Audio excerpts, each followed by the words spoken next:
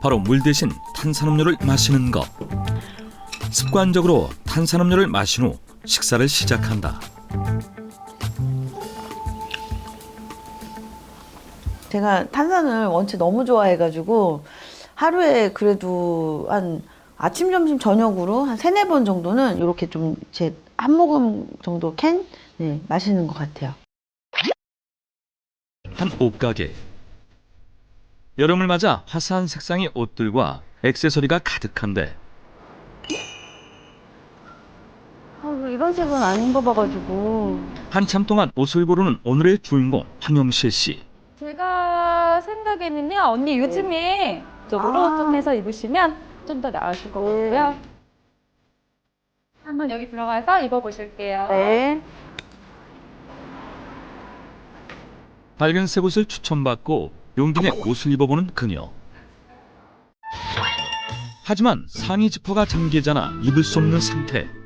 이것도 예쁘고 이것도 되게 셔리. 결국 다시 옷을 골라보는데 이렇게 해서. 근데 자꾸 손이 이렇게 어두운 데로 가. 중복돼도 계속 이런 걸 사요. 네, 딱 보니까. 이게 딱 제 스타일인데. 그러게, 딱 지금 스타일이, 입어보신 스타일 이거 맞네요. 화려한 색상의 옷을 입고 싶었지만 항상 검은색 옷을 입을 수밖에 없다는 그녀. 대체 어떤 사연이 있는 것일까? 그녀의 일상을 관찰해보기로 했다. 오랜만에 옷 정리를 하는 영실 씨. 한때 밝고 화사한 색상의 옷을 즐겨 입었지만 어느 순간부터 옷걸이엔 검은색 옷들이 늘어나고 있다. 옷걸이에 어두운 색이 좀 많네요. 옷을 사다 보니까 항상 조금 그래도 뭔가 조금 나름 날씬해 보이려고 그게 밝은 거를 쳐다봤다가 사는 건 정작 다 어두운 거를 사게 되더라고요. 밝은 거도 입고는 싶은데 저도 좀 화사한 거. 그래서 여기 사실은 요번에 요거 2개를 이렇게 샀어요. 근데 얘는 안 입고 또 얘만 입게 돼요. 네. 그래서 이거를 제가 입는다면 아마 엄청 되게 뚱뚱해 보일 것 같다. 얘 입으면 그래도 좀 날씬해 보이지 않나? 네. 그래서 똑같은 걸 2개 샀지만 얘는 안 입습니다. 네. 살 때문에 180도 바뀐 옷 스타일. 언제부터 살이 찌기 시작한 것일까? 20대 때 출산 후에 한 20kg가 이제 찌게 됐는데 그 살이 안 빠지면서 그러면 이제 뭐 40kg대였지만 이제 60kg대가 되고 지금은 이제 70kg가 된 거는 한 1년에 1kg씩 그렇게 돼서 지금은 살이 거의 제 원래 몸무게보다 한 30kg가 더 찐 것 같아요. 과거엔 날씬하고 탄력 있는 몸매로 빛이 났던 그녀. 어떤 옷을 입든 잘 소화해냈었다. 하지만 출산 후 몸에 쌓인 지방은 좀처럼 사라지지 않았다. 특히 뱃살이 심각해 복부 비만을 감추기 위한 스타일의 옷만 찾게 됐다. 과연 몸무게는 어떨까? 73kg. 몸무게는 잴 때마다 늘어나고 있다. 그렇다면 허리 둘레는? 복부 비만으로 인해 무려 41인치를 기록했다.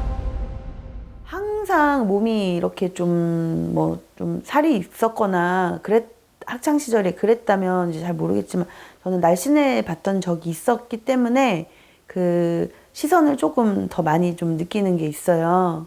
뭔가 제 몸도 그러다 보니까 사람을 밀치고 이렇게 지하철을 타면 정말 사람이 많거든요. 그러면은 뭔가 그냥 밀치고 이래도 만약에 제가 좀 날씬했을 때는 밀쳐도 제가 밀림을 또 당했을지 모르겠는데 지금은 밀치면 남자들 막 밀리더라고요. 근데 그렇게 하면서 그 남자들이 쳐다보는 시선이 가격한 아줌마? 뭐 그런 것 같기도 하고. 근데 저도 지금 그 지하철을 타야 되니까 안 그러면 놓치면 안 되니까 뭐 그런 경우도 있고. 몸이 무거워지면서 집안일이 쌓여있을 때가 많다. 몸을 부지런히 움직이기 위해 설거지를 해보는데 하지만 얼마 지나지 않아 손저림 증상이 심해진다. 손이 마비된 듯 저림 증상이 심각해 일상이 힘든 상황. 결국 설거지를 다 끝내지 못하고 안마기로 향해 보는데 몸을 움직인 후엔 이렇게 항상 안마기에서 쉬어야 한다. 마사지를 하지 않으면 온몸의 혈액순환이 안 되고 손발 저림과 통증이 지속된다고 하는데 한여름에도 손발에 냉기가 심해 양말을 신는다.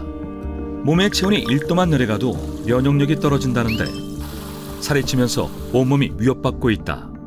30대 때 신장이 좀 안 좋다고 병원에서 얘기를 했어요. 근데 그걸 처음에는 열이 많이 나고 그래서 감기인 줄 알고 한 일주일 정도는 감기약을 그냥 단순하게 계속 처방을 받았어요.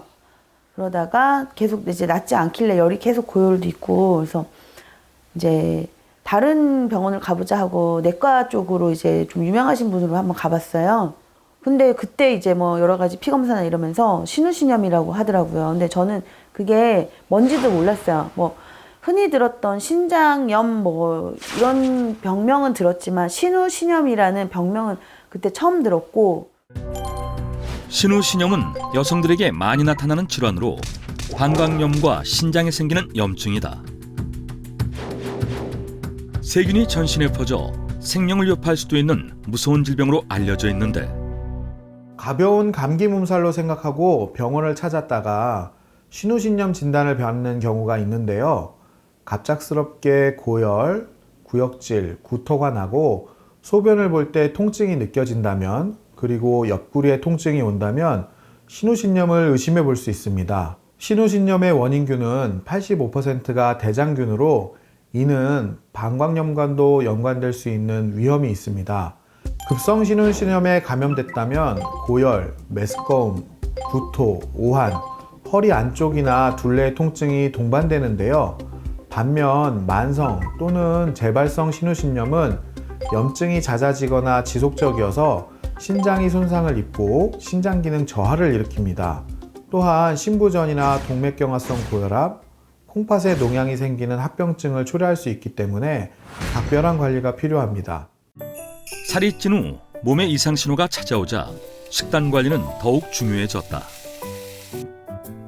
소식을 실천하고 있다는데 고기를 먹더라도 항상 채소와 함께 먹으려고 노력 중이다. 하지만 식사할 때 아직 버리지 못한 습관이 있다. 바로 물 대신 탄산음료를 마시는 것. 습관적으로 탄산음료를 마신 후 식사를 시작한다.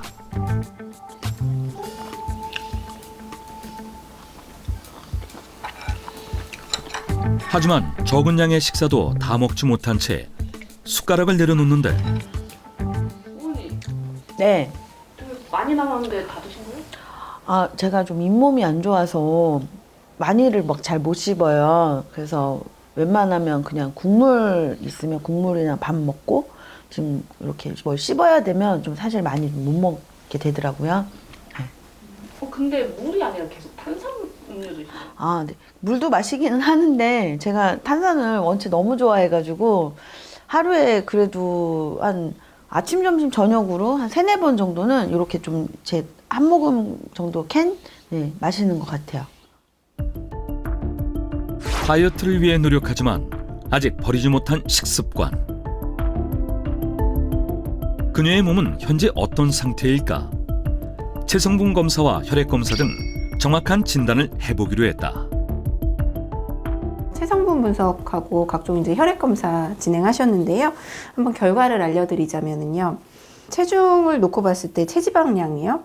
몸 안에 한 절반에 육박할 정도로 지방이 너무 많아요. 그 중에서도 내장 지방이 너무 많아요.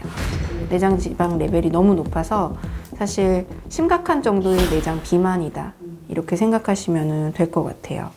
그래서 이런 분들은 거의 뭐 한 90% 정도에서 저희가 초음파를 보거나 하면 지방간이 아마 발견되는 경우가 되게 많으시거든요. 그리고 대부분 콜레스테롤이나 염증 수치가 높죠. 그래서 혈액 검사를 해봤는데요.